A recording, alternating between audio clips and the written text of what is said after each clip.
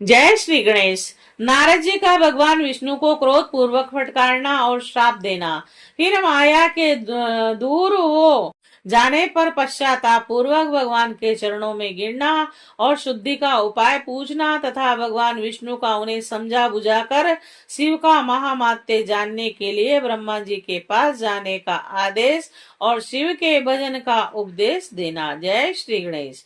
ऋषिगण बोले, हे महाप्राज्ञ, हे सूत, आपने बड़ी अद्भुत कथा का वर्णन किया है।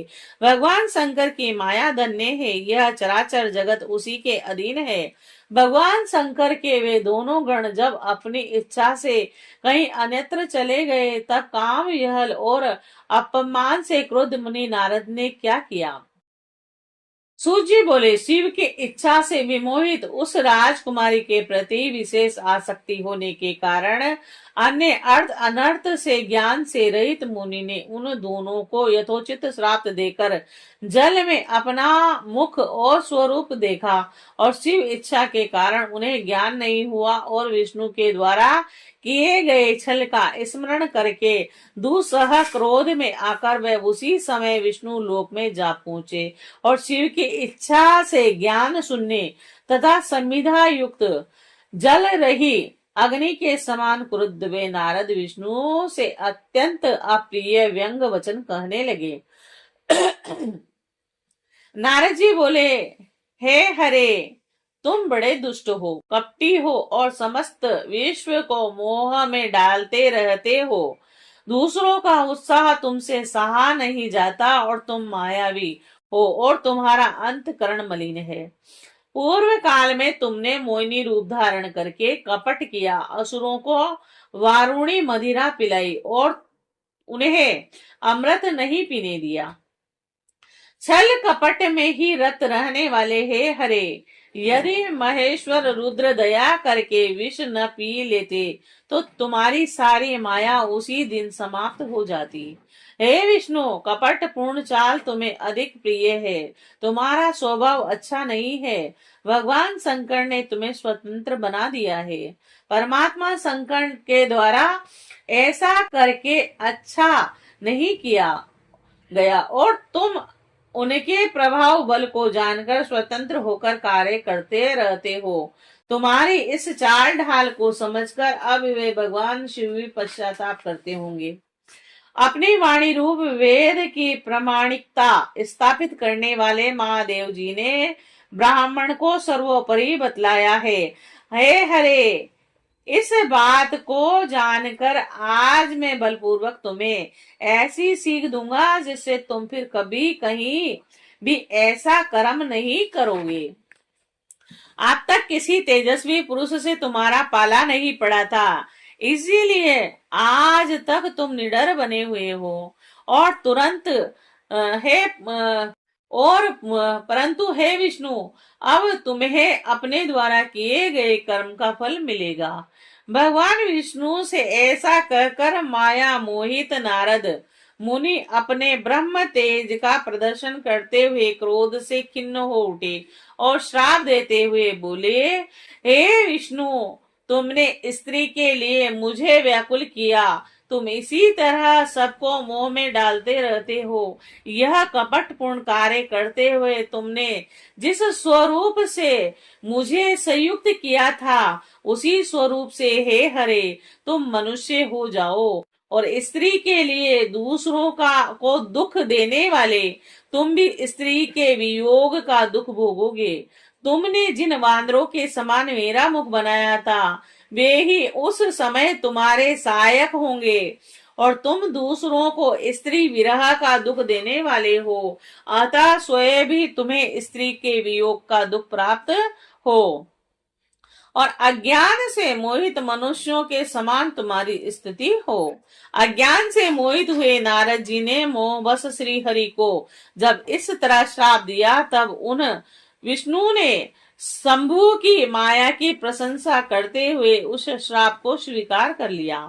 तदंतर महालीला करने वाले शंभु ने अपनी उस विश्व मोहिनी माया को उसके कारण अज्ञानी नारद मुनि भी मोहित हो गए थे खींच लिया, और उस माया के तिरोहित होते ही नारद जी पूर्वत शुद्ध बुद्धि से युक्त हो गए और उन्हें पूर्वत ज्ञान प्राप्त हो गया और उनकी सारी व्याकुलता जाती रही।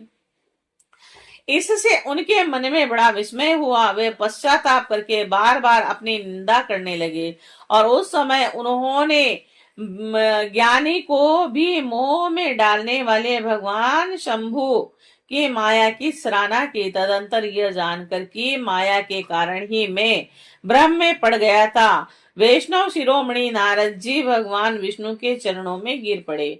भगवान श्री हरि ने उन्हें उठाकर खड़ा कर दिया और उस समय उनकी दुर्बुद्धि नष्ट हो जाने के कारण वह बोले, माया से मोहित होने के कारण मेरी बुद्धि बिगड़ गई थी और इसीलिए मैंने आपको आपके प्रति बहुत दुर्वचन कहे हैं। हे नाथ, मैं आपको श्राप तक दे डाला। हे प्रभु, उस श्राप को आप मिथ्या कर दीजिए। हाय, मैंने बहुत बड़ा पाप किया है, अब मैं निश्चय ही नरक में पड़ूंगा। हे हरे, मैं आपका दास हूँ, अतः बताइए मैं क्या उपाय, कौन सा प्रायश्चित करूं जिससे मेरा पाप समूह नष्ट हो जाए और मुझे नरक में न गिरना पड़े। ऐसा कहकर शुद्ध बुद्धि वाले मुनि शिरोमणि नारद जी पुनः भक्ति भाव से भगवान विष्णु के चरणों में गिर पड़े।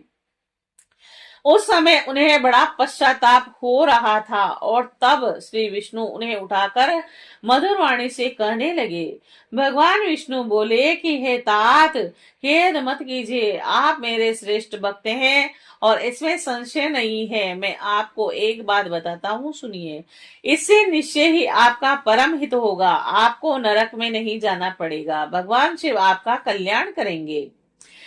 आपने मद से मोहित होकर जो भगवान शिव की बात नहीं मानी थी, उसकी अवहेलना कर दी थी और उसी अपराध का ऐसा फल भगवान शिव ने आपको दिया है, क्योंकि वे ही कर्म फल के दाता हैं। और आप अपने मन में यह दृढ़ निश्चय कर लीजिए कि भगवान शिव की इच्छा से ही सब कुछ हुआ है और सबके स्वामी परमेश्वर शंकर को गर्व को दूर करने वाले हैं और वह ही पर ब्रह्म है, परमात्मा है। उन्हीं का सच्चिदानंद स्वरूप बोध होता है। वह निर्गुण है, निर्विकार है और सत्व रज और तम इन तीनों गुणों से परे हैं।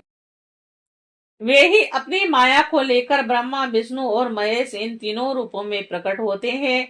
निर्गुण और सगुण भी वे ही हैं। निर्गुण अवस्था में उन्हीं का नाम शिव है और वे ही परमात्मा, परमेश्वर, पर ब्रह्म, अविनाशी, अनंत और महादेव आदि नामों से कहे जाते हैं। और उन्हीं की सेवा में ब्रह्मा जी जगत के सृष्टा हुए हैं और मैं तीनों लोकों का पालन करता हूँ और वह स्वयं ही रुद्र रूप से सदा सबका संहार करते हैं। वे शिव स्वरूप से सबके साक्षी, माया से भिन्न और निर्गुण है। स्वतंत्र होने के कारण वे अपनी इच्छा के अनुसार चलते हैं।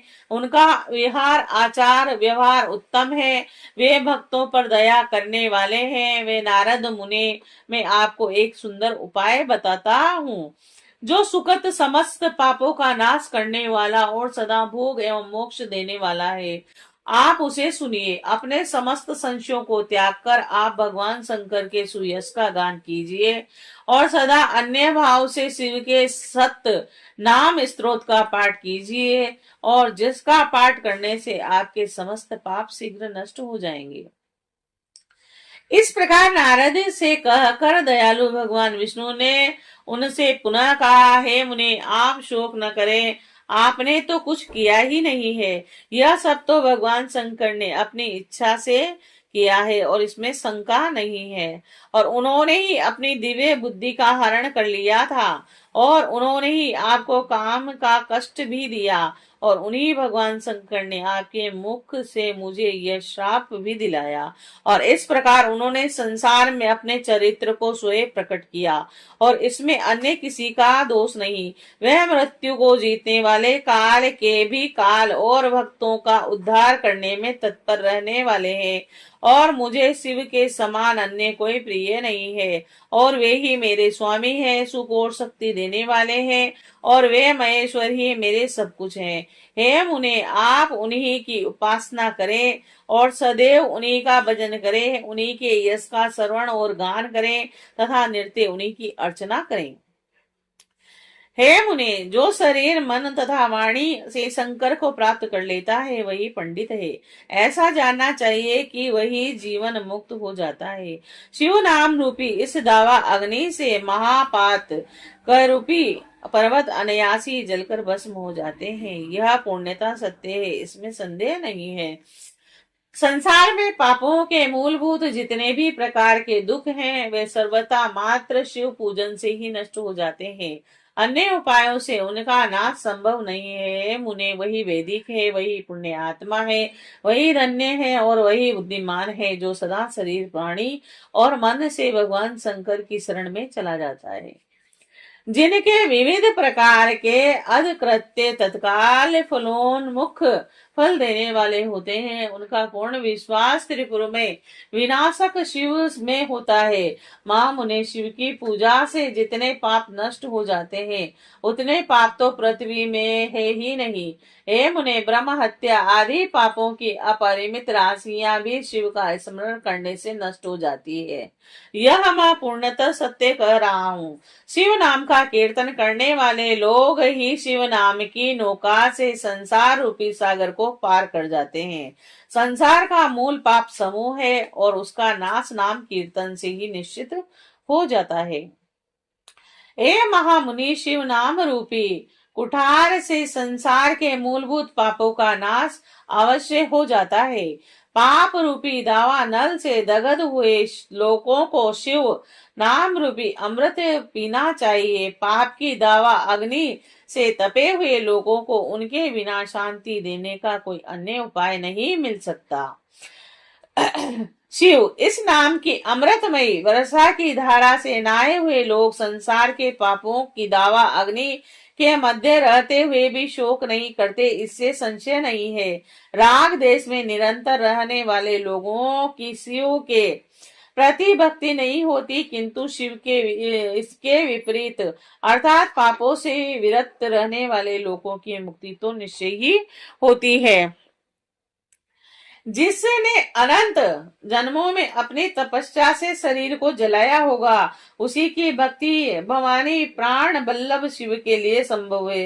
भगवान शिव के प्रति अन्यथा पूर्वक की गई शिव नाम भक्ति के अतिरिक्त अन्य साधारण भक्ति व्यर्थ हो जाती है और भगवान शिव के प्रति जिसकी भक्ति एक निष्ठ तथा असाधारण होती है उसको ही मोक्ष प्राप्त होता है, अन्य के लिए वह सुलभ नहीं, ऐसा मेरा विश्वास है। अनंत पाप करने के पश्चात भी यदि प्राणी भगवान शंकर में भक्ति करने लगता है तो वह सभी पापों से निर्मुक्त हो जाता है, इसमें संदेह नहीं है।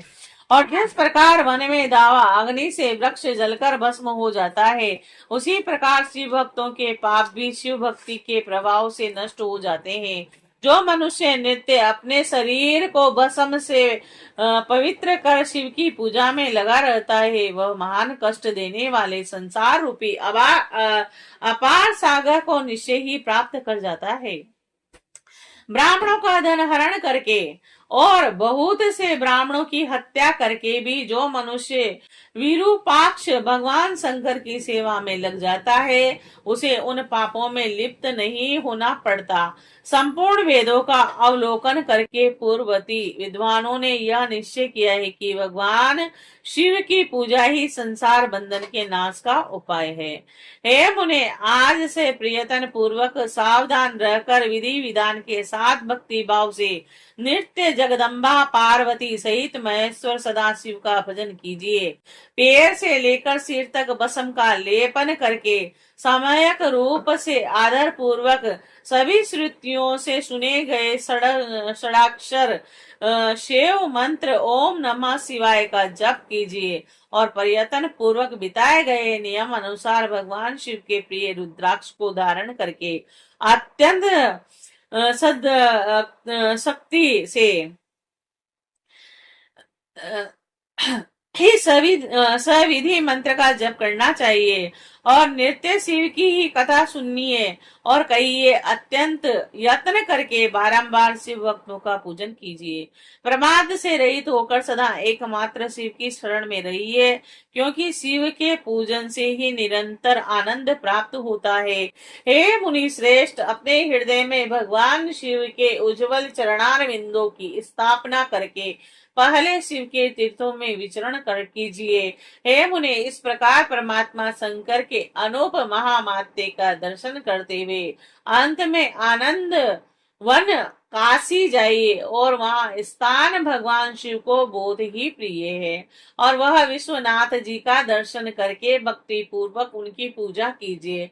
विशेषतः उनकी स्तुति वंदना करके आप निर्विकल्प संशय रहित हो जाएंगे। हे मुने, इसके बाद आपको मेरी आज्ञा से भक्ति पूर्वक अपने मनोरथ की सिद्धि के लिए निश्चय ही ब्रह्म लोक में जाना चाहिए। हे मुनि, वहां अपने पिता ब्रह्मा जी की विशेष रूप से स्तुति वंदना करके आपको प्रसन्नता पूर्वक हृदय से बारंबार शिव महिमा के विषय में प्रसन्न करना चाहिए। ब्रह्मा जी शिव भक्तों में श्रेष्ठ हैं। वे आपको अत्यंत प्रसन्नता के साथ भगवान शंकर का महामात्य और सतनाम स्तोत्र सुनाएंगे।